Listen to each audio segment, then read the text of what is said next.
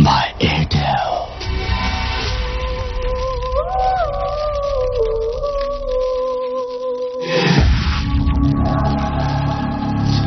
শুনছেন সবসময় রেডিও ফুর্তি ঘুরিতে সময় রাত 11টা বেজে 59 শুরু হয়ে গেল ভূতাত্ম হন্টেড বাই এয়ারটেল।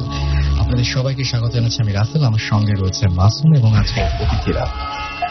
এবং কয়েকদিন ধরে আপনারা দেখছেন যে ধীরে ধীরে আমরা গরম কাটিয়ে আস্তে আস্তে শীতের দিকে যাচ্ছি এবং এখন রাত বাড়তেই যত বেশি রাত বাড়ে তত বেশি দেখা যায় যে রাতটা ঠান্ডা হয়ে যায় এবং এই ঠান্ডা রাতে গল্প সবচেয়ে বেশি জমে।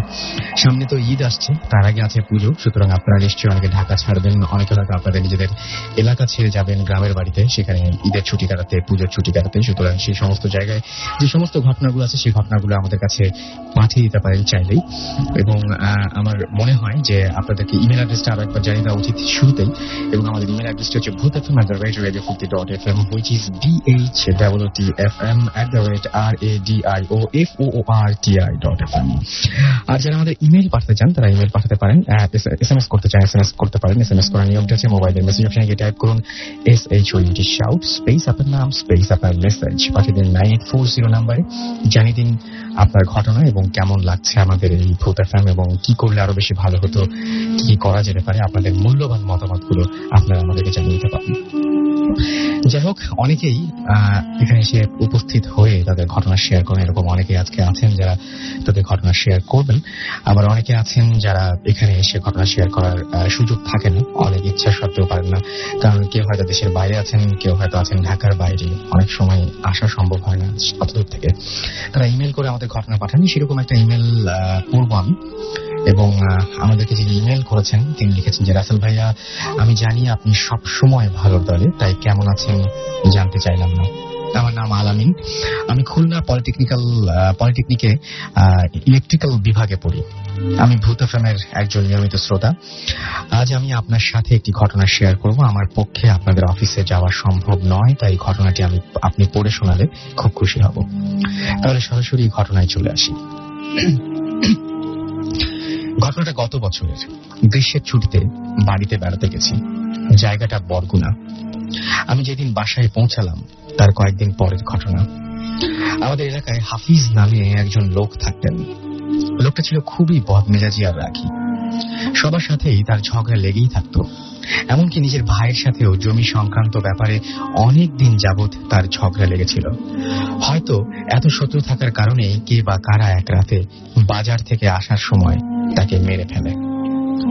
গ্রাম অঞ্চলের খুন, তাই পুলিশ এসে লাশটাকে পোস্টমর্টেমের জন্য লাশ কাটা ঘরে পাঠাতে চাইল। রাস্তা ভয়াবহ খারাপ থাকায় কোনো গাড়ি পাওয়া গেল না। শেষমেশ এক ভ্যান গাড়ি চালককে তারা রাজি করাতে পারল লাশটা নিয়ে যাওয়ার জন্য। ভ্যান চালক ছিল জোয়ান এবং সে বেশ শক্তিশালী মানুষ, তাই ভয় ভীতি তেমন একটা তার ছিল না। লাশ কাটা ঘরটা মোটামুটি ভালোই দূরে, আর যাওয়ার পথেও রাস্তায় একটা জঙ্গলের মতো জায়গা পড়ে। লাশ নিয়ে পরিবারের লোকদের কান্নাকাটি বিলাপের কারণে রওনা হতে সন্ধ্যা হয়ে গেল। অনেকেই লাশ এত রাতে নিয়ে যেতে না করলেও ভ্যান চালক পাত্তা দিল না।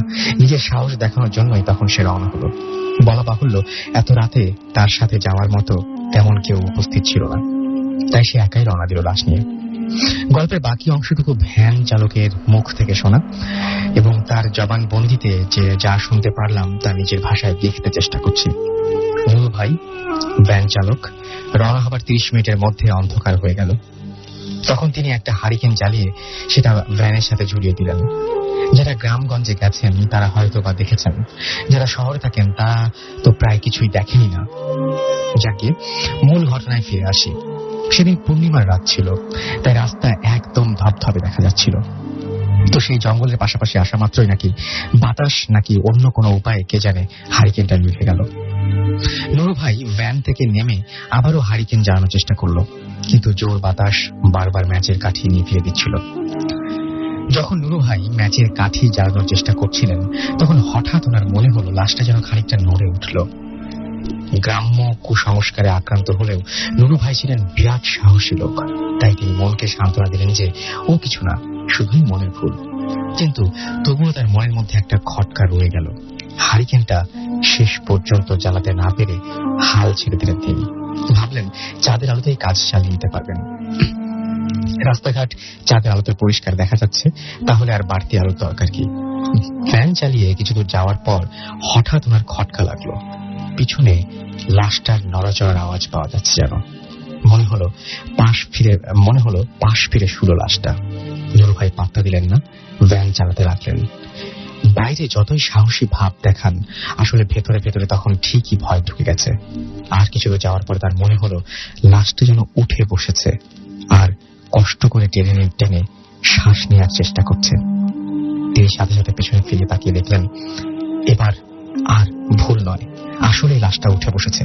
লাশের ওপর থেকে কাপড়টা সরে গেছে, চাঁদের আলোয় পরিষ্কার দেখা যাচ্ছে মুখখানি, চোখের মাঝখানটায় বড় গর্ত, আর মুখটা যেন কেউ অ্যাসিড দিয়ে ঝলসে দিয়েছে। ওটা দেখে নুরু ভাইয়ের কাঁপাকাঁপি শুরু হয়ে গেল। ভ্যান থেকে নেমে যেই দৌড় দিতে যাবেন, অমনি দেখলো লাশটা তার সামনে রাস্তায় পড়ে আছে, আড়াআড়ি ভাবে পথ আটকে। এটা দেখে পেছনে তাকিয়ে সে দেখলো লাশটা ভ্যান নেই, এবং উনি আর সহ্য করতে পারলেন না, ভয়ে দিকবিদিক জ্ঞান হারিয়ে দৌড় মারলেন। কোন দিকে যাচ্ছেন তাতে তার কোনো হুঁশ নেই, কেবলই মনে হতে লাগলো পেছনে কেউ যেন একজন দৌড়িয়ে আসছে। সে দৌড়ের স্পিড বাড়িয়ে দিল। এভাবে কিছু ছোটার পর সে দূরে আলো দেখে সেদিকে রুদ্ধশ্বাসে দৌড়াতে লাগলো। আলোটা আসছিল একটা বাড়ি থেকে। নুরু ভাই দৌড়ে একটা বাড়ির দরজায় ধাক্কা খেয়ে অজ্ঞান হয়ে পড়ে গেলেন। শব্দ শুনে বাড়ির লোকজন বের হয়ে এলে নুরুকে অচেতন অবস্থায় পাওয়া যায়। সেবা যত্ন করার পর নুরু ভাইয়ের জ্ঞান ফেরে। তার মুখে ঘটনার বিস্তারিত বিবরণ শুনে বাড়ির জওয়ানরা মিলে বের হয় লাঠি সোটা নিয়ে। কিন্তু নুরু ভাইয়ের দেখানোর মতো জায়গায় গিয়ে দেখা গেল কিছুই নেই। শুধু দেখা গেল যে জায়গাটা নুরু ভাই লাশটাকে শুয়ে থাকতে দেখেছিল, সেই জায়গাটা কেমন যেন উঁচু হয়ে আছে। আমি নিজেও পরে জায়গাটায় গিয়েছিলাম এবং দেখেছি অনেকটা স্পিড ব্রেকারের মতো। গল্পটা এখানে শেষ হয়ে যেতে পারত, কিন্তু আরেকটু ঘটনা বাকি রয়ে গেছে। এর পরের বার যখন আমি বাসায় যাই, তখন শুনি যে রাস্তার মাঝখানে উঁচু জায়গা থাকায় বেশ সমস্যা হচ্ছিল, তাই রাস্তা কেটে জায়গাটা সমান করে দেয়া হয়। কিন্তু এর পরদিনই আবার জায়গাটা উঁচু হয়ে যায়। আবারও গ্রামবাসী মিলে জায়গাটা কেটে সমান